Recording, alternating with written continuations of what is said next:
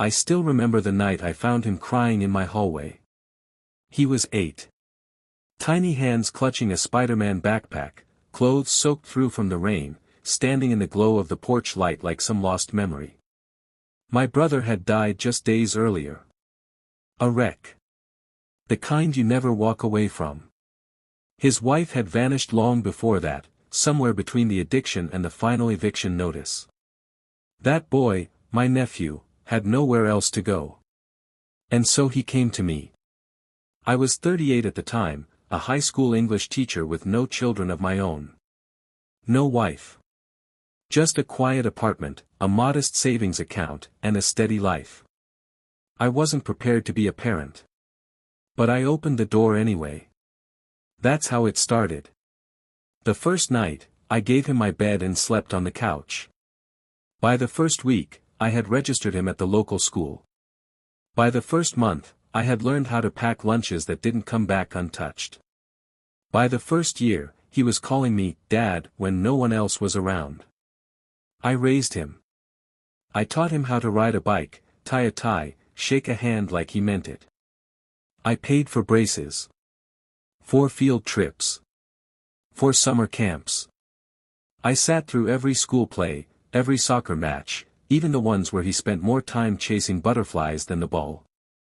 I loved that boy like he was my own. Because in every way that mattered, he was. And he was brilliant. Not just book smart. He had a spark. A drive. He studied hard. Got a scholarship. Graduated at the top of his class. I was there when he walked across that stage, his eyes scanning the crowd for me first. He cried when he hugged me after. Said he couldn't have done it without me. That I was his real father. I believed him. I would have given him the world. In fact, I did. Every cent I had saved, money I'd put away for retirement, I gave it to him. Helped him buy his first apartment. Start his own business. I co-signed every loan. Took out a second mortgage when he hit a rough patch. He promised he'd pay me back. He always promised. Then one day, he stopped calling. At first, I figured he was just busy. The business was taking off. He was dating someone. I told myself not to hover. But weeks turned into months. My calls went to voicemail. My texts were left unread. When I finally showed up at his office, I wasn't prepared for what I saw. He was sitting there, laughing, with him. My brother. The one who left him. Not from the grave, of course. But his other son. A half-brother from some woman I never knew about. He had come out of nowhere, a few years after my nephew started getting attention online for his startup success. And somehow, just like that, they were family. The kind I never got to be. The two of them had built the business up together, using the money I gave. They'd restructured everything, cut me out legally. I wasn't even listed as a co-founder anymore.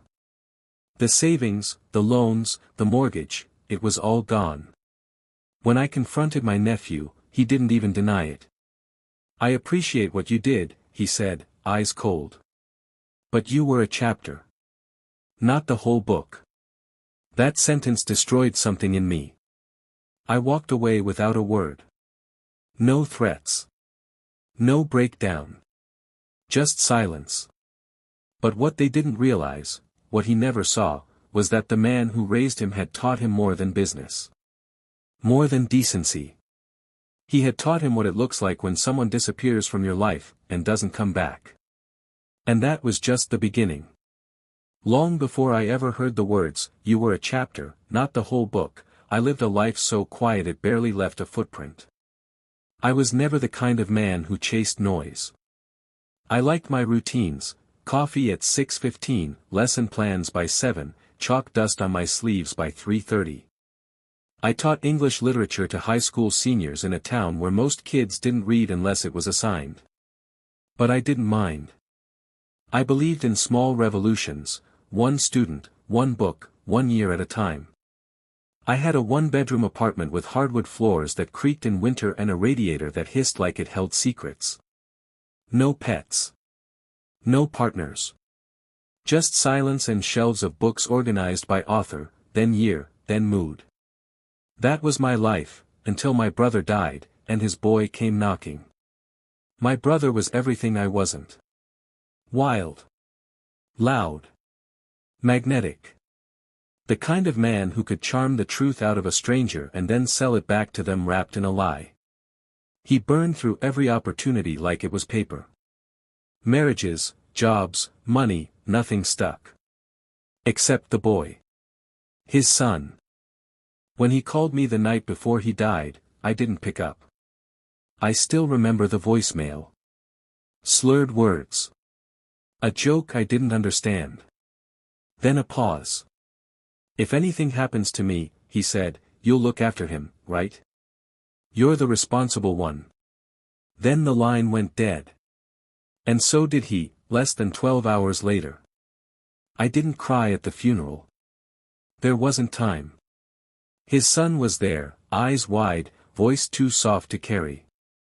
I don't think he knew what grief was supposed to look like yet. He just stood there, holding my hand, waiting for the world to tell him where to go next. I didn't hesitate. There were no court battles. No social workers. Just me, walking into my principal's office and saying, I need some time. My nephew is moving in with me. We didn't fit together at first.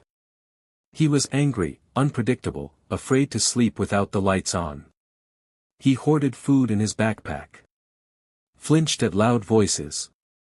And for the first few months, he barely spoke. But I gave him space. I gave him structure. I gave him presence. That boy changed everything. Slowly, he started to open up. We read together at night, The Giver, then, The Outsiders, then, To Kill a Mockingbird. He'd ask me questions no one else ever had, like why grown-ups lie or what it meant when a character stared out a window for a whole paragraph. He was sharp. Not just smart, intuitive. He noticed things. He understood emotion the way most adults didn't. By age 10, he was correcting my grammar. By 12, he was beating me at chess. By 14, he was talking about starting his own company one day. When he turned 16, I bought him his first suit. Not because we had an occasion, but because I wanted him to know how it felt to stand tall in something that fit right. We never used the words, I love you, often. Ours wasn't that kind of house. But the love was there, in the way I ironed his school uniform before every exam, in the way he left sticky notes on the fridge reminding me to buy more tea. We moved like planets in the same orbit, distant, but bound. I kept every report card. Every sketch he drew on the back of his notebooks. I cheered at his debate tournaments and clapped too loudly when he won awards. He hated that, pretended to be embarrassed. But he smiled every time. When college acceptance letters started arriving, he read them out loud to me, MIT, Stanford, Columbia. He chose Columbia. Said it was close enough that he could still come home on weekends. He didn't, of course. But that's what boys say when they're scared to leave. I helped him move into his dorm. Bought him new bedding, a mini fridge, even labeled all his cords with colored tape. When I got back to my apartment that night, I walked past his empty room and felt like I'd misplaced something important. Still, I adjusted. That's what you do when you're not the parent by blood, just by choice. Over the next 4 years, I sent care packages. Paid for tuition gaps. Took on summer classes to cover rising costs. When he came home for holidays, we'd sit on the balcony and talk about everything, philosophy, business, ethics. He said he wanted to build something meaningful. Something that made lives better. I believed him.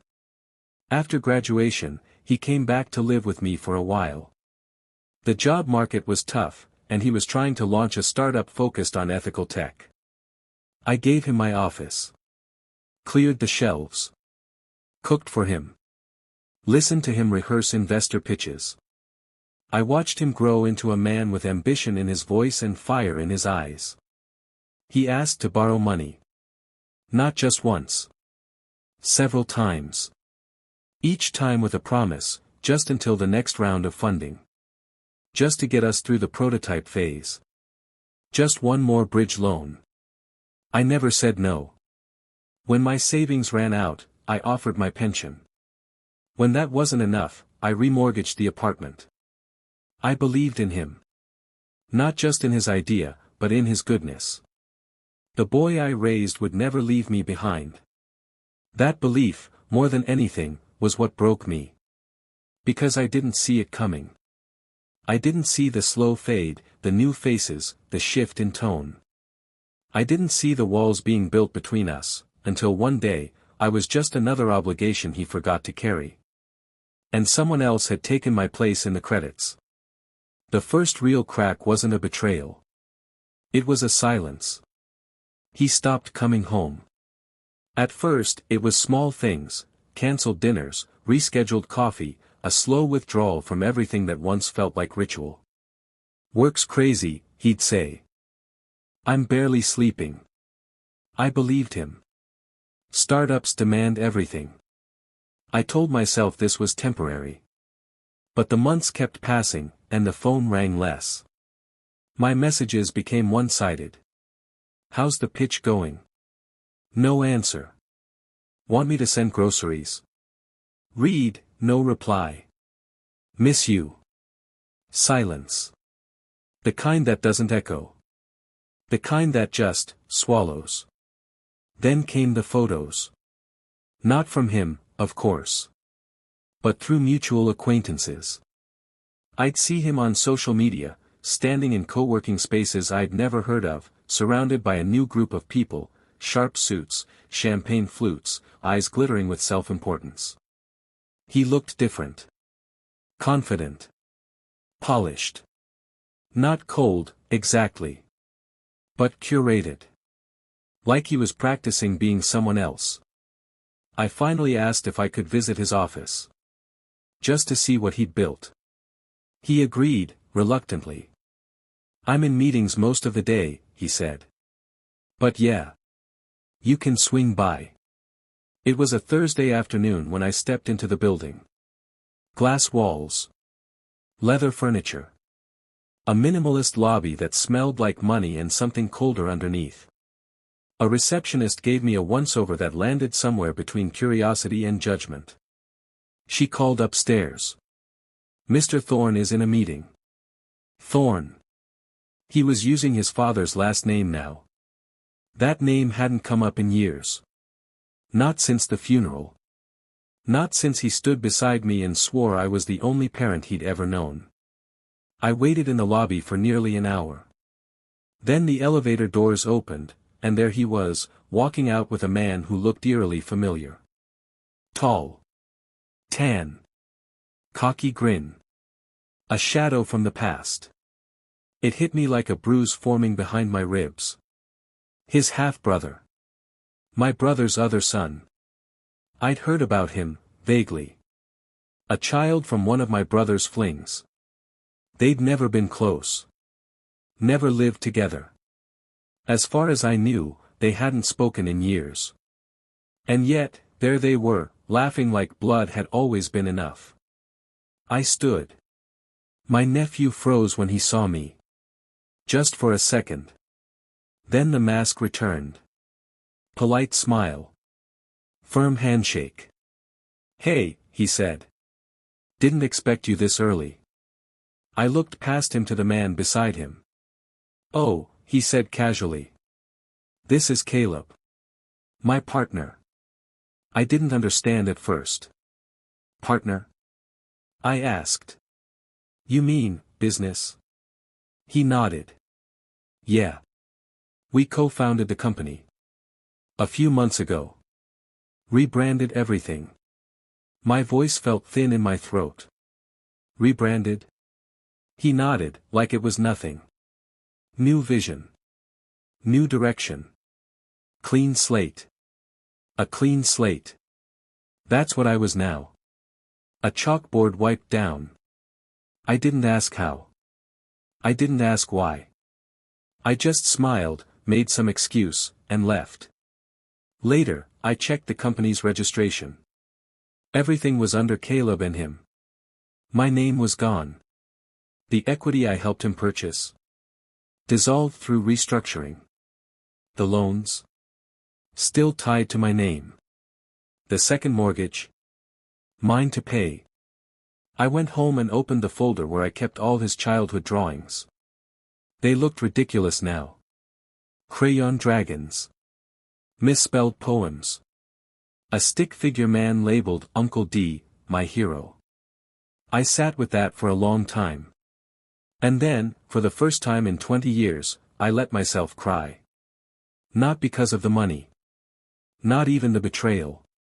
But because somewhere along the way, I'd believed that love guaranteed loyalty. That belief died that night. He didn't call to explain. He didn't offer an apology. No breadcrumb trail of guilt. Just a slow, cold deletion of everything we'd built. Like I was a scaffolding he no longer needed now that the building stood on its own. The last message I sent him read. I hope your conscience keeps you warmer than I did. He didn't reply. But I wasn't done yet. I may have been erased from his narrative, but I still held the truth. And as I sat in the echo of that betrayal, I realized something he never did. A chapter isn't the end of the story. Sometimes it's just the setup for what comes next. The days after the truth settled weren't dramatic. They were quiet. No outbursts. No phone smashing. No dramatic confrontations. Just stillness, the kind that wraps around you when something inside has broken and the pieces haven't stopped shifting. I stopped going to the grocery store. Not out of despair, but because I couldn't bear to run into people I knew. Former students, old neighbors, anyone who might ask, "How's your boy?" with a smile so sincere it could split me open. I let the fridge go empty. Ate crackers with tea for dinner. Sometimes just the tea. I couldn't sleep in my bed.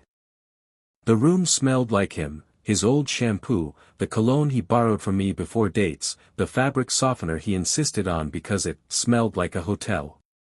I started sleeping on the couch again. Just like I did when he was 8 and scared of thunderstorms.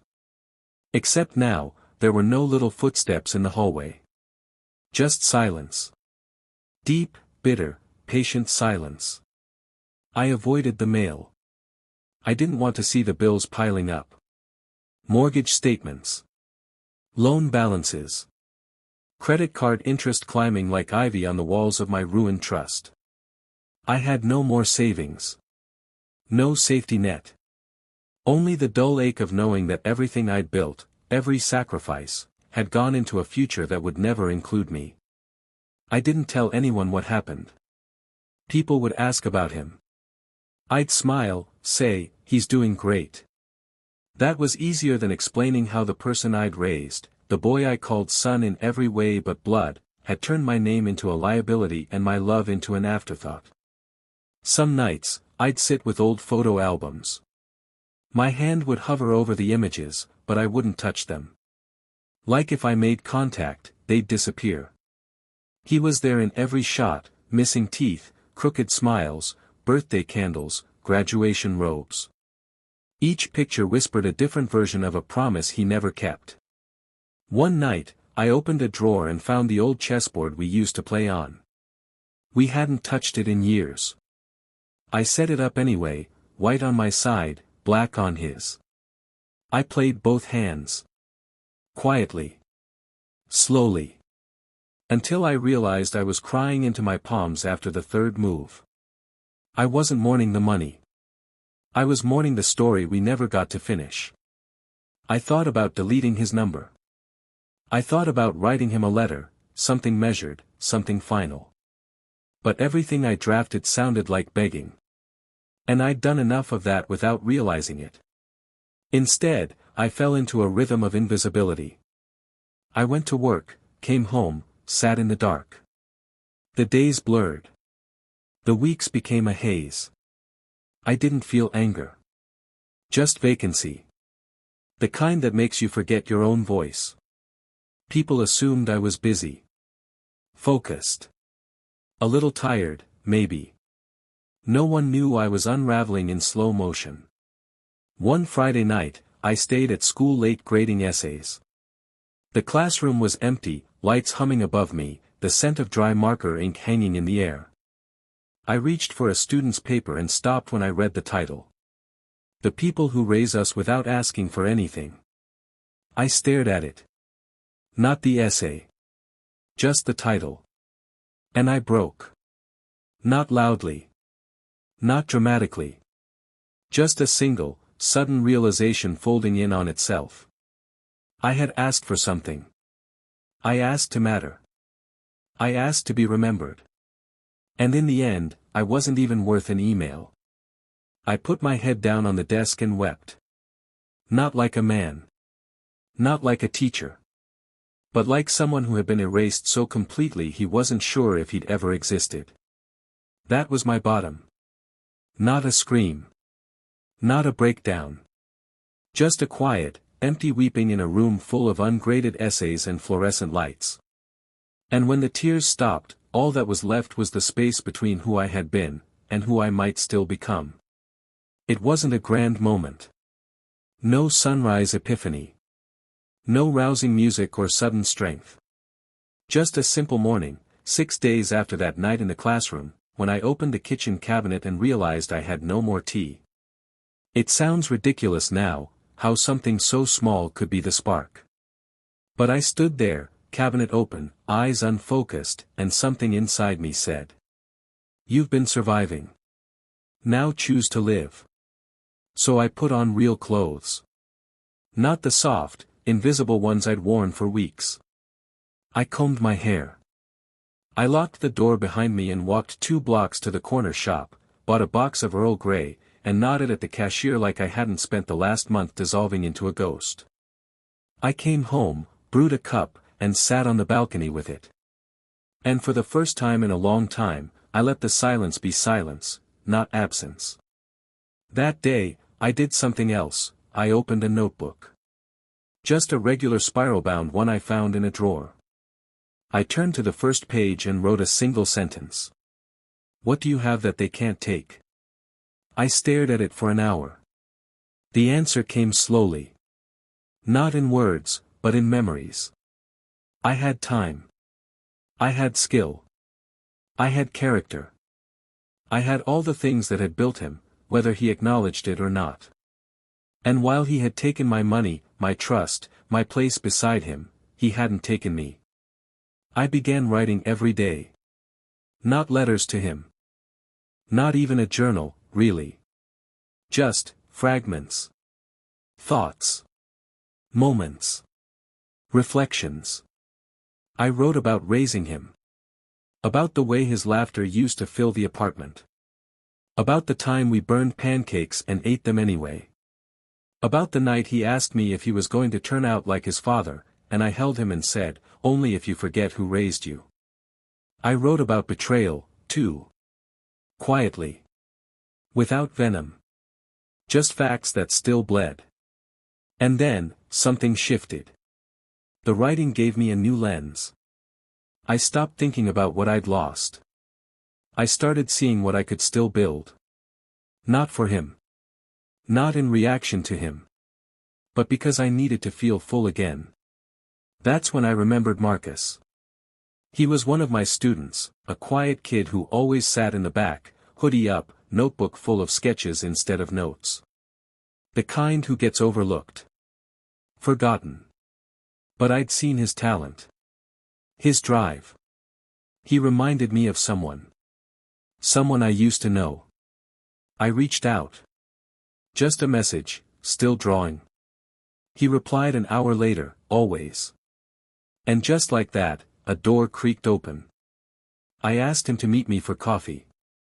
We talked about art. About school. About life. He was working nights at a warehouse, trying to save for design school. His family didn't support the idea. Said it was a waste of time. I saw the same flicker in his eyes I once saw in my nephew's. That hunger to be seen. To be believed in. So I did something radical. I offered him a space to work. My old office. I cleared out the last traces of the boy who once lived there. Gave Marcus a desk, a computer I wasn't using, even art supplies I could barely afford. He looked at me like I was crazy. "Why are you doing this?" he asked. And I answered without hesitation. Because someone once gave me a reason to believe people could change. I'd like to prove it's still true. It wasn't charity. It was investment. Not in a return. But in recovery. From that moment on, everything became deliberate. I rearranged my apartment. Painted the hallway. Started walking every morning. I even picked up a few freelance editing jobs on weekends. Nothing glamorous, but it kept the lights on. I called the bank, restructured what debt I could. I learned to breathe without flinching at every bill. I didn't think about him often. But when I did, it wasn't with pain. It was with precision. He'd erased me from his life. So I began erasing the idea that he defined mine. There was no anger in my chest anymore. Just a strange sort of clarity. He hadn't killed something in me. He'd simply revealed what needed to be rebuilt. And I would rebuild it. Brick by brick. Quietly. Deliberately. Without him. Revenge is a strange word. People imagine fire. Ruin. Explosions that level a life in seconds. But real revenge, the kind that lingers, is quiet. It isn't about taking things away. It's about becoming someone they can no longer reach. So I began the slow, surgical process of removing myself from his world. First, I withdrew from the last co-signed agreement still under my name. It was a painful, months-long process that required lawyers and stubborn persistence. I didn't tell him. I didn't need his signature. I had my own leverage, copies of emails, proof of funding transfers, and enough documentation to prove I was never compensated for my investment. I used none of it publicly. I simply let the threat exist. His new partner, Caleb, was smarter than I'd expected. Once he saw the financial liability I represented, he agreed to a quiet separation. I signed the release forms.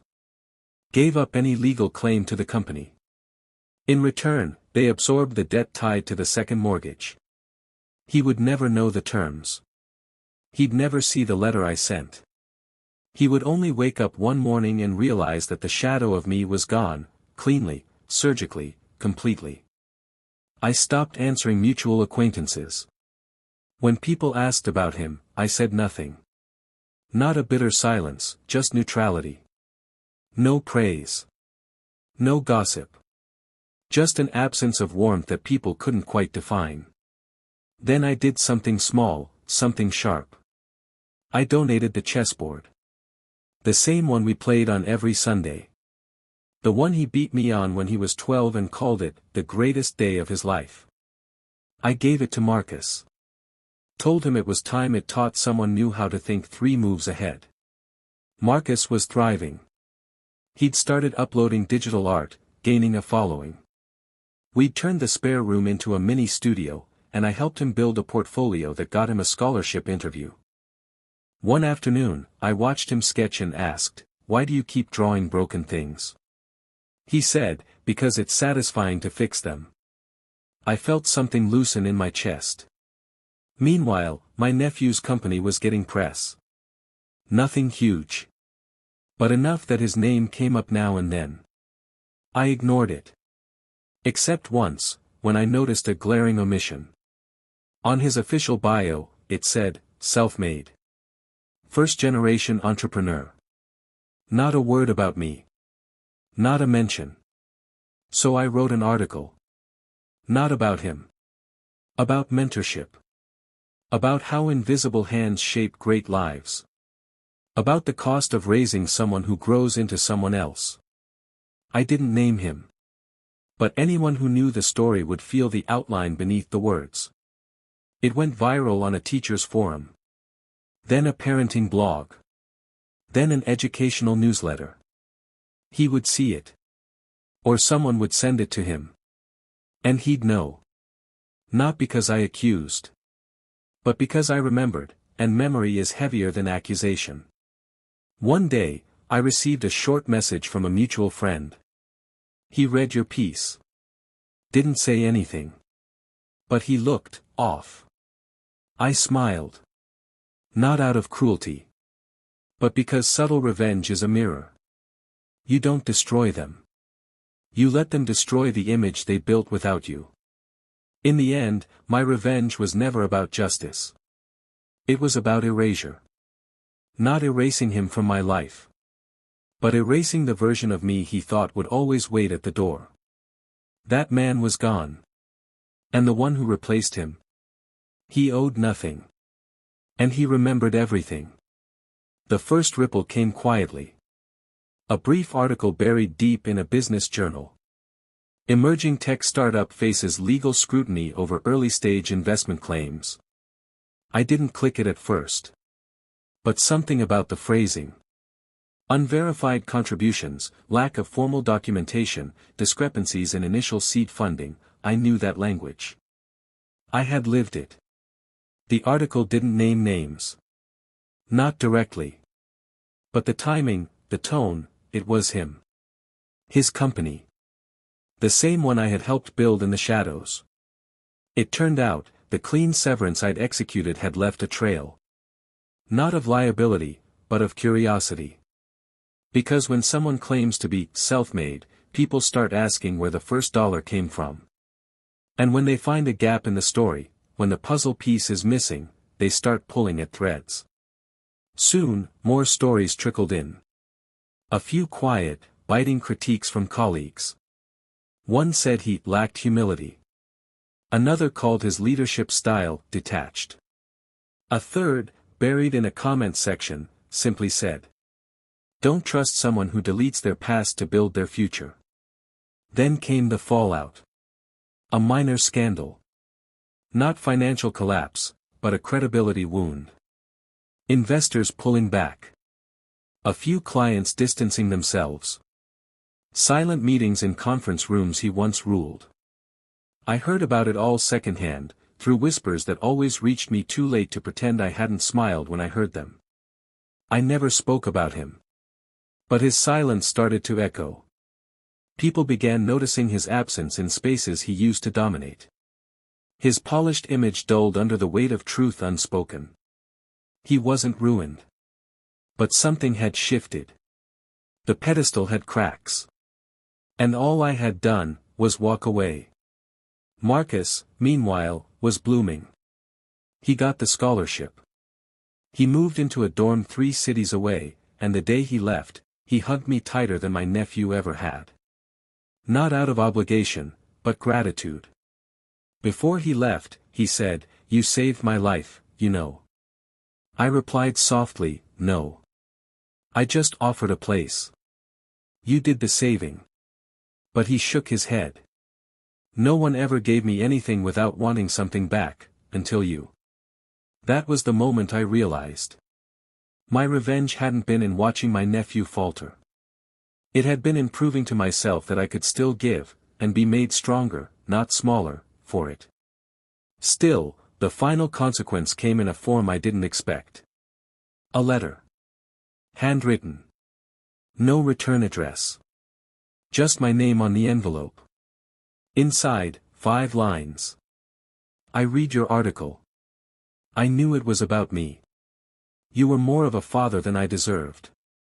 I didn't know how to come back. So I made you a villain instead. I'm sorry." No signature. Just 5 lines and a blank space where once a son had lived.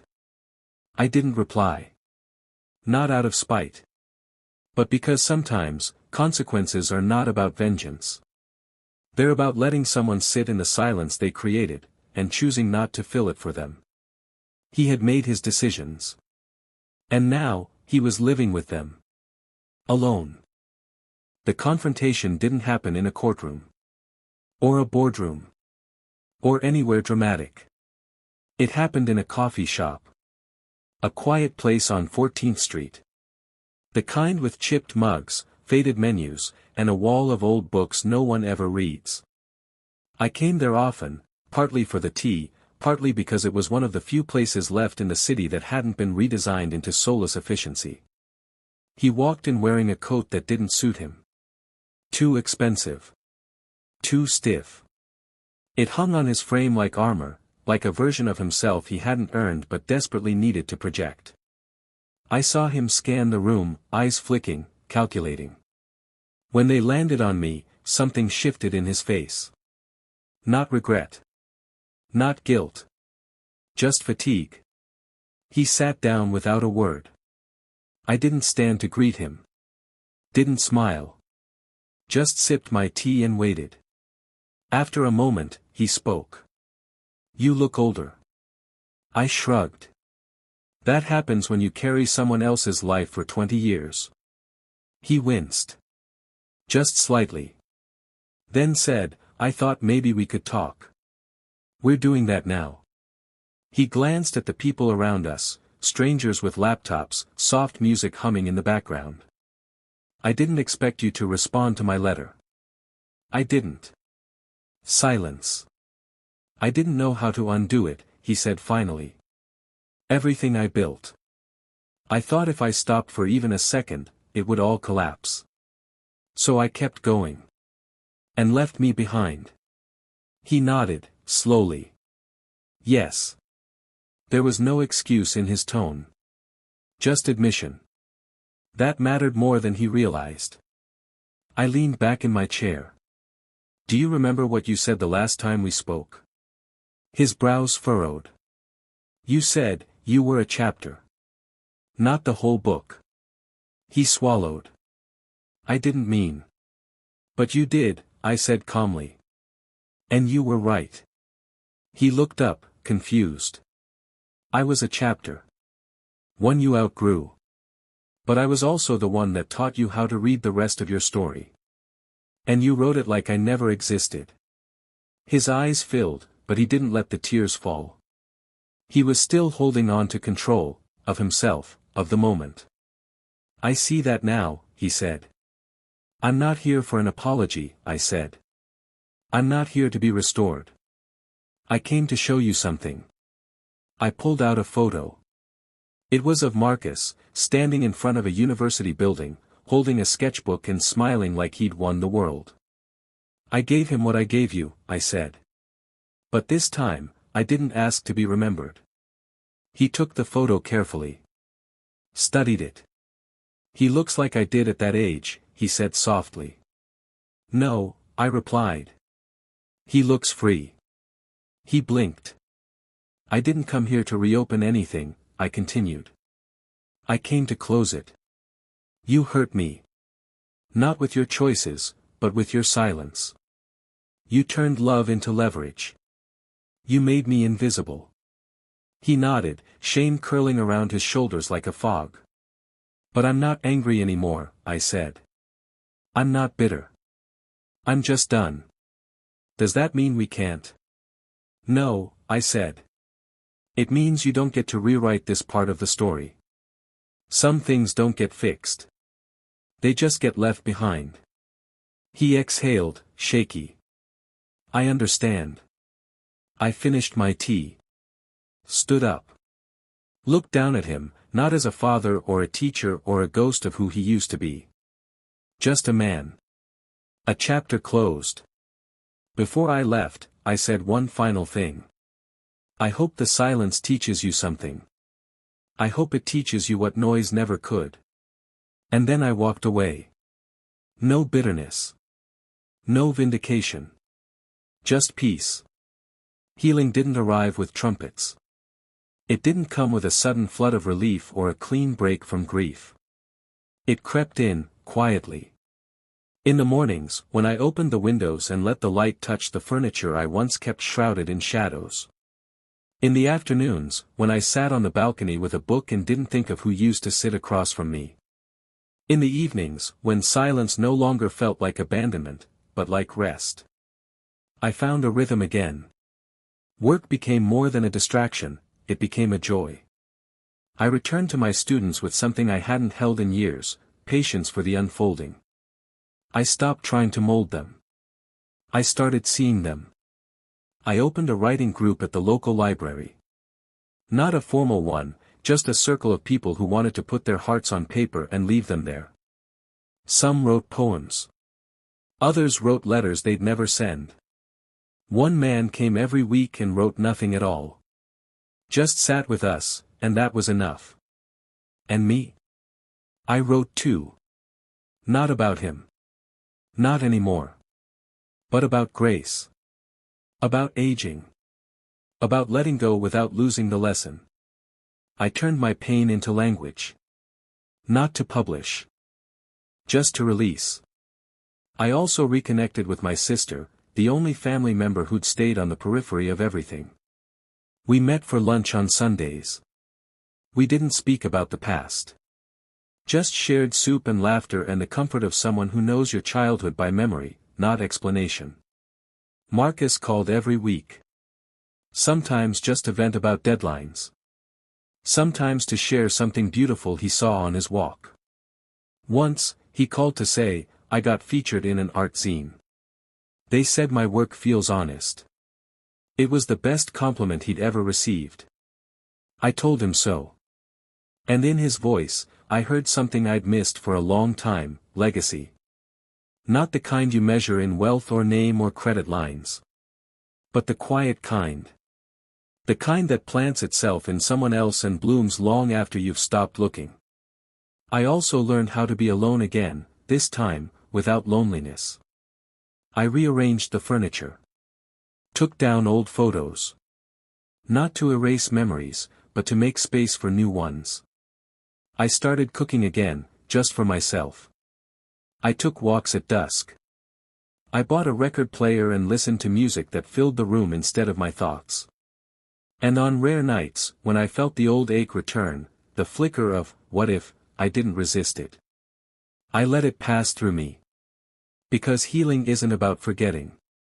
It's about no longer needing the memory to feel whole. One evening, I passed by a park where fathers were teaching their kids how to ride bikes. I paused, watched a little boy fall, cry, then get back up with shaking legs and steel in his spine. And I smiled. Because I'd taught that lesson too. And I carried it with me still. I didn't need his gratitude. Or an invitation back into his life. Or closure wrapped in apology. What I had now was better. What I had was peace. Some stories don't end with a door slamming shut. They end with a quiet room, a steady breath, and a man standing in the silence he once feared, and realizing it sounds like freedom. I won't be remembered in headlines. I won't be listed on company bios or carved into marble. But somewhere, in the lives I touched, a quiet echo remains. In the sketches Marcus draws when no one's watching. In the essays my students write when they finally believe their voice matters. In the simple act of someone getting up again after being forgotten. That is enough. Because I was never meant to be the whole book. But I was the spine that held the pages together while the story was still fragile. And even now, as those pages turn without me, I stand, not bitter, not broken, but whole. And at peace.